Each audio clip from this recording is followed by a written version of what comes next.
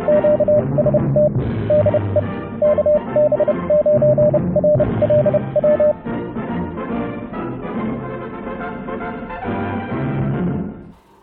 YouTubers and fellow hams.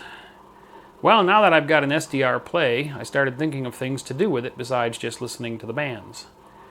Now, I like to occasionally build experimental magnetic loops. Right over here is my junk box 1-foot magnetic loop made out of crap laying around in my basement.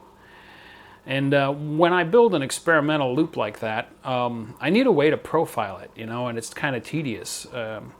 Usually I'll hook up a receiver and I'll tune around and I'll tune the loop and I'll find the white noise peak, and then I'll follow it with the receiver, to find the low end of the range, follow it to the other end, find the high end of the range. Well, an SDR is perfect for that, especially one like the SDR Play that has a 10 megahertz bandwidth. So over here on the computer I've got Cubic running, and it's hooked up to the junk box loop sitting over here, which has its capacitor plates fully meshed. So let's look at the computer screen, and I'll zoom the camera in on the loop, and we'll watch what happens when I tune the cap on the loop. Okay, so looking at Cubic, I noticed a couple of interesting things. Now you can see I'm on a very broad range. We're looking at 5.5 up to 14.5 megahertz here. And there is a lot of noise right around 10.02 up to 11. Look at that. So I've got an interference source too I could track down using the SDR. Plus there's an interference point here and point there. So that's interesting. The SDR might make a nice way of seeing where the noise is in the spectrum in your area. But what I'm interested in is this over here. I've got the loop completely meshed, and I know that it's starting at around 7 megahertz. But if I didn't know, I could watch that, and now I'll start unmeshing the plates on the main capacitor, and you can watch that sweet spot just walk right up the spectrum. Isn't that cool? So I can see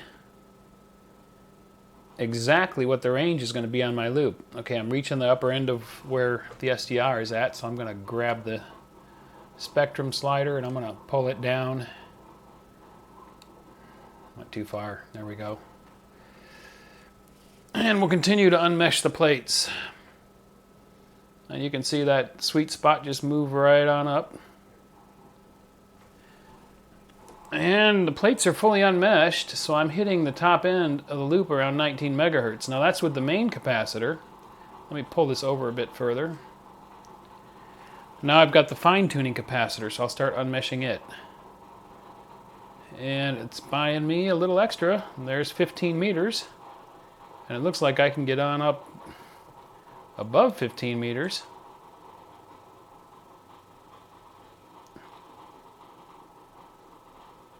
I can cover 12 meters.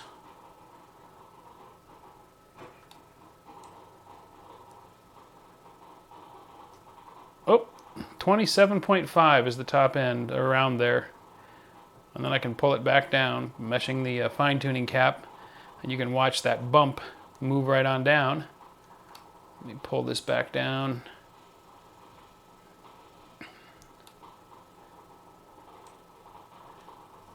And then the main tuning cap. So there you go. An SDR makes a really quick and easy way to profile a high Q device like a magnetic loop and see exactly what your range is. So there you go. One interesting use for an SDR. I'm sure I'll come up with a few more. What do you have? What have you used an SDR for aside from just listening? What other tricks might you have for one? Comment below. I'll be happy to hear what other people are doing with them. Thanks for watching. If you enjoyed the video, don't forget to give it a thumbs up. Also, if you're not already a subscriber, click to subscribe. Join us on the Facebook channel for discussion about the videos. And if you'd like to help support this channel, please click to support me on my Patreon page.